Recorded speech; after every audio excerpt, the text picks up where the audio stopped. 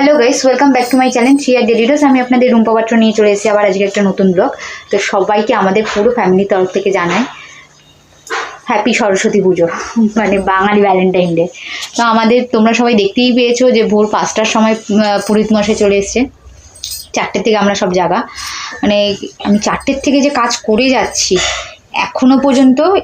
এই জাস্ট আমি খেতে বসলাম, জাস্ট কড়াই থেকে গরম গরম খিচুড়িটাকে নামিয়ে জাস্ট এই খেতে বসলাম। এখন কটা বাজে জানো? তোমাদের দেখাই এখন কটা বাজে, 2:08। সেই 4টের থেকে 2:08 বাজে।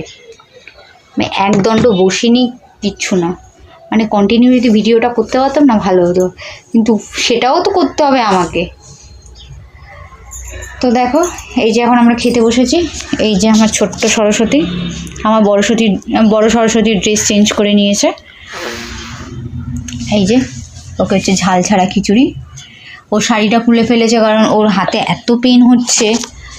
আর আজকে পুরো পুজোটাই মানে ঠাকুরের দিকটা ও পুরোটাই ও করেছে, আর ওতে হাতে ওর আরও বেশি পেন হচ্ছে, তার জন্য শাড়ি ফাড়ি খুলে ফেললো। আবার রাতে আবার অন্য ড্রেস। তো চলো লাঞ্চ করে নিই, লাঞ্চ করার পর তোমাদের সাথে আবার দেখা হচ্ছে। তো কার কার বাড়িতে আজকে খিচুড়ি লাবড়ার তরকারি হচ্ছে কমেন্ট করে জানিও। তো আমার গ্যাসের বার্নারটা না একটা সাইড খুব প্রবলেম করছে, ওর জন্য আমাকে এক সাইডে, তার মধ্যে আবার এক সাইডে রান্না করতে হলো। ওর জন্য আমি বেশি কিছু আর রান্না করতে পারিনি, খিচুড়ি আর লাবড়ার তরকারি করেছি।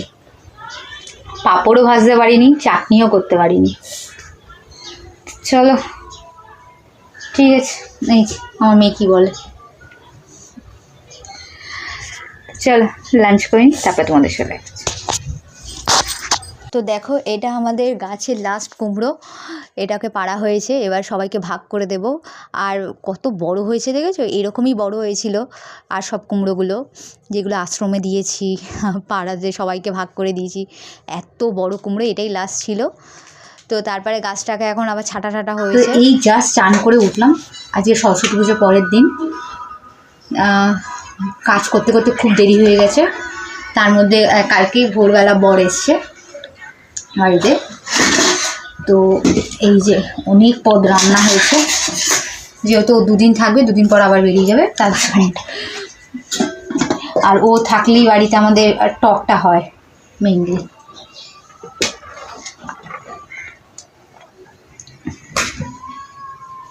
এই এখন সবাই মিলে খেতে বসে যাচ্ছি।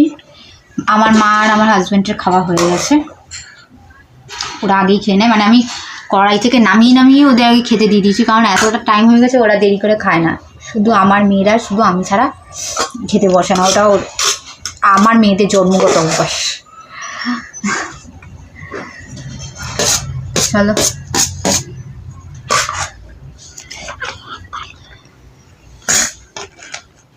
মানে আমি যখন খেতে বসবো তখন ওদের খেতে বসতে হয়।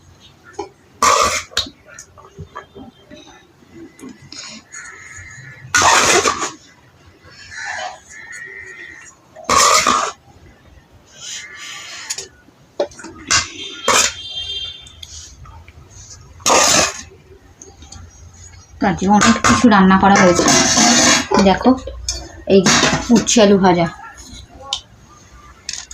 আর সব গরম রয়েছে।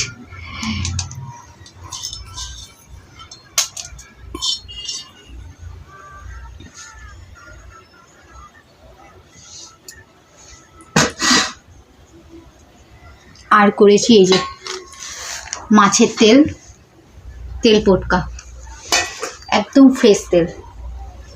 আর করেছি এদিকে দেখো এই যে ট্যাংরা মাছের ঝোল, আলু দিয়ে বড়ি দিয়ে, দেখতেই পাচ্ছ, দেখো ধোয়া হচ্ছে।